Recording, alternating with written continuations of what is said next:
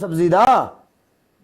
ਅੱਛਾ ਉਹ ਲੜਕੀ ਨੂੰ ਪਕੜਾਉਂਦੇ ਸੀ, ਕੁੜੀ ਨੂੰ ਗਲੀ ਦਾ ਮੋੜ ਮੁੜਦੀ ਸੀ ਨਾ, ਇੰਜ ਤੇ ਅਸੀਂ ਗਲੀ ਦੇ ਮੋੜ ਚੇਂਜ ਕਰਕੇ ਖਲੋਤੇ ਹੁੰਦੇ ਸੀ। ਮਾਂ ਦੀ ਅੱਗੇ ਹੁੰਦੀ ਫੈਕਟਰੀ ਚੋਂ ਨਿਕਲਦਾ ਤੇ ਉਹ ਮਗਰ ਹੁੰਦੀ ਸੀ, ਤੇ ਪਿੱਛੋਂ ਜਾ ਕੇ ਉਹਦੇ ਹੱਥ 'ਚ ਛਾਪਰ ਫੜਾ ਦੇਣਾ ਹੀ ਕਰਕੇ। ਤੋਂ ਬੀਬੀ ਕਹਿੰਦੀ ਨਹੀਂ ਸੀ ਇਹ ਸਬਜ਼ੀ ਕਿੱਥੋਂ ਆਈ ਹੈ ਉਹਦੀ ਮੰਮੀ ਕਹਿੰਦੇ ਨਹੀਂ ਸੀ ਸਬਜ਼ੀ ਕਿੱਥੋਂ ਆਈ। ਉਹ ਪੁੱਛਿਆ ਉਹਦੇ ਕੋਲ, ਉਹ ਇਹ ਗੱਲ ਕਰਦੀ ਕਿ ਮੈਂ ਦੱਸ ਛੱਡਣੀ ਆ ਵੀ ਫੈਕਟਰੀ 'ਚ ਮੇਰੀਆਂ ਸਹੇਲੀਆਂ ਛੱਤ ਤੇ ਕੱਚੀ ਸਬਜ਼ੀ ਪਿੰਡੋਂ ਤੋੜ ਕੇ ਲਿਆਉਂਦੀਆਂ ਨੇ, ਸਾਰੀਆਂ ਦੇ ਛੱਡਦੀਆਂ।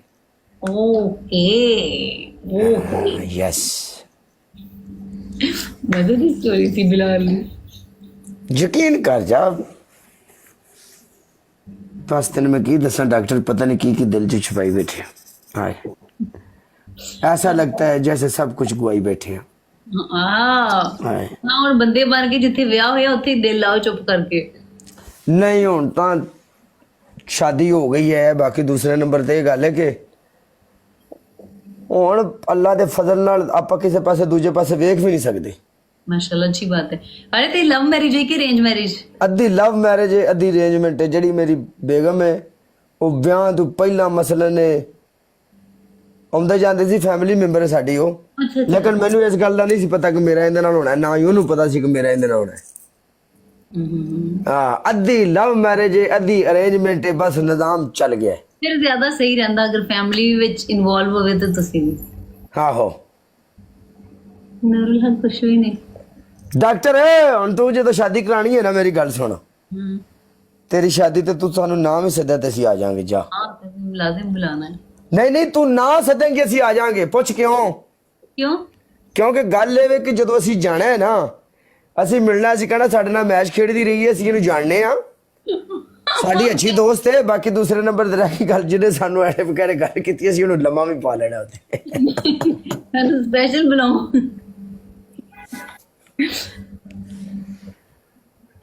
ਡਾਕਟਰ ਇਹ ਪਤਾ ਕੀ ਹੈ ਨਾ, ਰੋਜ਼ਾ ਰੱਖਿਆ ਹੋਵੇ ਨਾ, ਰੋਜ਼ਾ ਹੁੰਦਾ ਨਾ, ਇਸ ਟਾਈਮ ਪਤਾ ਕੀ ਹੁੰਦਾ, ਅਗਰ ਬੰਦਾ ਜ਼ਿਆਦਾ ਬੋਲੇ ਨਾ, ਬੂਫਰ ਸ਼ੂਫਰ ਲਾਇਆ ਕਿਉਂ, ਅੱਗੇ ਨਾਲ ਬੰਦਾ ਪਾਣੀ ਸ਼ਾਣੀ ਪੀਂਦਾ ਰਹਿੰਦਾ, ਚਾਹ ਸ਼ਾਹ ਪੀਂਦਾ ਰਹਿੰਦਾ, ਬੰਦਾ ਮੇਨਟੇਨ ਰਹਿੰਦਾ।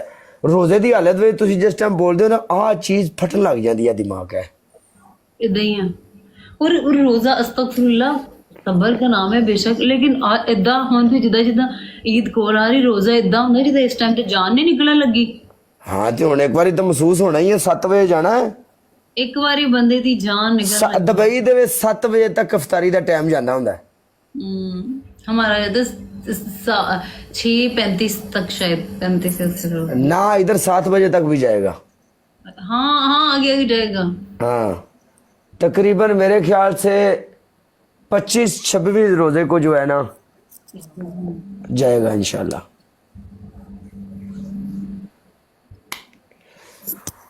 मलिना मैच खेड़ी? हाँ बुला रहा है वो, आ रही हूँ। Okay okay okay okay no problem, तू जाके खेड़। मलिना सुई पसा महसान आखिरी है, उसके साथ देखती हूँ, बाद में जाती हूँ।